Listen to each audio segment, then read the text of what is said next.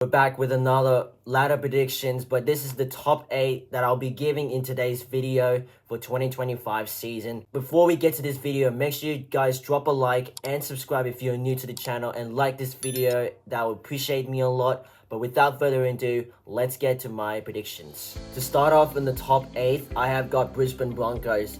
The Broncos aren't that side that they should be giving themselves a shot to get back in their forms. They've missed out the finals after a huge disappointment performance last year, finishing them in 12th position. But with their new coach, Michael Maguire, I do expect a change since he coached the New South Wales Blues to win the Shield last year at the State of Origin game number 3. It's definitely going to help the squad build up the momentum a little bit. But there's slight changes because you may never know. When the Broncos win a couple games, the dropout seems to drop down a lot more faster. I want to see a performance like Reece Walsh getting back into his A game, and Payne Haas, for example, he's having a magnificent impact. But there's a few familiar players from the Broncos. They need to get recharged back, because 12th position was really bad for them last year. That was the time that Kevin Walters was sacked when bringing in the new coach just throughout the whole training session from during the preseason. But with their new recruits, their new players like Ben Hunt, for example, he's the originally that was playing for the Brisbane Broncos. For 7th place, I have locked into the Newcastle Knights. Well, you must say it is. Knights are a team that may finish slightly outside or inside the top 8 when it comes to balancing games. Kalyn Ponga brilliance keeps them in the game, but without their packs, it just lacks the punches. It could be seeking higher, but if it does happen, everything will click it by. But Newcastle Knights, they are just a team that they predictable to play in the finals. Leo Thompson, he is a player that is rumored to be contracted outside to play a different club, which is from the Bulldogs, and he has one more year to put the Knights back themselves in the game before his contract expires. Do I have a weird feeling that if they play finals, they will get into the elimination final, but they're just not gonna get one step chance to advance through to the semifinals. It's going to take a lot the Knights to play their perfect best. For 6th place, I have locked Manly Sea Eagles. The Sea Eagles have in an impressive last year's seasons when they made it to the finals, defeating Canterbury Bulldogs. It was one of their best games ever, and the slight comparison, it slightly gets a lot more better from the Sea Eagles. Ruben Garrick had a great season with just kicking multiple goals conversions. I'm not sure exactly what place he was, but I know he was in the race of going to the most scores. And I want to see Ruben Garrick playing that exact performance from that last year's game. Daly Cherry Evans, the skipper of the Manly Sea Eagles, he's now the role to play the X factor of the game from the Manly Sea Eagles. Yes, this is something that the Eagles have to stay healthy, because their back line is definitely on dynamic. And their new signings, Just Tavaga, has been added to the toughness on the front. They will be locked in the 8 if they don't concede and lose many injuries, if that would happen in a couple rounds. I definitely see Manly Sea Eagles can play another finals as a Melbourne Storm supporter if I'm seeing it happening. For 5th place, I have the Canterbury Bulldogs. This is the question that many fans that are going to be asking if the Bulldogs are going to play another finals campaign. The questions of the Bulldogs face in 2025 is around sustainability, and the Bulldogs are facing a regression towards the dark days that has been pockmarked for the last decades. The Canterbury were far less active on their previous years without making their finals, and they just ended their drought last year. They are just a obliterating bluster on their packs with Sidley Tupanua, which is their new signings coming from the Sydney Roosters. They expect a great performance, and I do believe the Bulldogs are an unstoppable side, that they are like the underdogs of this game, and I could see maybe reaching the grand finals if this would happen. So Bulldogs fans, you're watching, maybe grand final will definitely be a great achievement for you guys, because it's been damn long for you guys watching in the NRL. More players to be expected is Connor Tracy, Toby Sexton, and Kurt Mann, that they can match their careers best in 2024, which it was last season. But let's praise up if the Bulldogs manage to play finals, because they're revving it up. The Dogs fans are very passionate, that they know from the bottom of their heart they will be backing their teams from round 1 to round 27, whatever. Fourth place, I have Sydney Roosters. Now, you'll probably complain about me like, damn, why would you put Roosters in the fourth? But here's an explanation. I have to see Roosters, with losing Joseph Manu, it just really hurts the Roosters fans, and Jared Hargreaves as well, off to a new rugby league across outside Australia.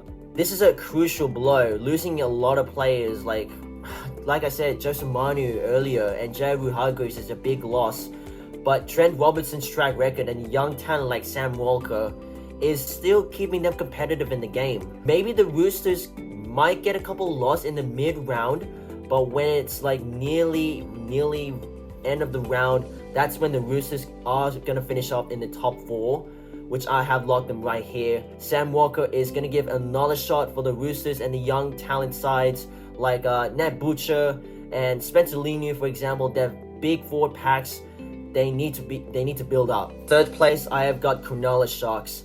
This is the major question that has been looming large over the Sharks this season. It's not been well weathered that this team is good enough to play finals football. I have seen Sharks playing finals rarely, and it's not the first time seeing playing finals last year. I remember when I was watching, it was in 2016 when it was up against Melbourne Storm. 2016 was Sharks premiers, and it's not overwhelming to play in the next step and finding themselves back in the grand final. This is his 3 years coaching, Craig Fitzgibbon. The Sharks has been finished no worse than 6th, so this is the best finish it off in this last season. Nick Hines will need to conquer his confidence issues, and it seems the other side with Will Kennedy has to make or break this season. But I'm not sure, is the Sharks a titles contender? Will they be able to make a grand final? But we need to see it. It's up to Nico Hines, the skipper, if he wants to get the boys in the grand final spot. For second place, I have got the reigning premiers, Penrith Panthers.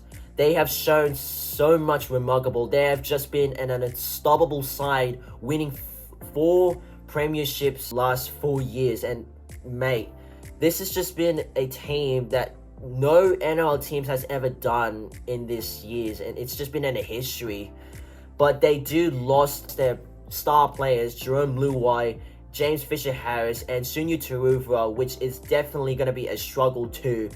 But I have a feeling it won't matter for them, because their star players have done an admirable job with their new recruitments, bringing the Eels youngsters Blaze Taulagi. But this Prince, Nathan Cleary, he has been limited of just having a confidence on this playing, and he's been a king on his hooker play games. Penrith Panthers are in another strong healthy side, and they can play 100% playing another grand final if this does happen. Also, the slide of it that they do lost the Penrith Stadium, which they have renewed to Parramatta Stadium, which that is their new home for this year's season. Their stadium is undergoing constructions. They are likely to play a little ahead of the regular season. They've just been on their prime lately, and they've just been on awe lately. And last but not least, I've got first place Melbourne Storm. They have just entered the 2025 season with high confidence,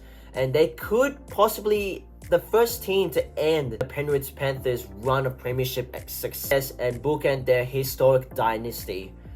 They have just a team that was very close on winning their premiership. Unfortunately, they go down 6-12 at the full time, giving the Panthers another title shot defense. Melbourne Storm are just a team that they can win a lot of more games, and they could play just the exact performance. Harry Grant, Cameron Munster, there's just been the two sides that have just been a dominant. Ryan Papenhuyzen is back in his prime game.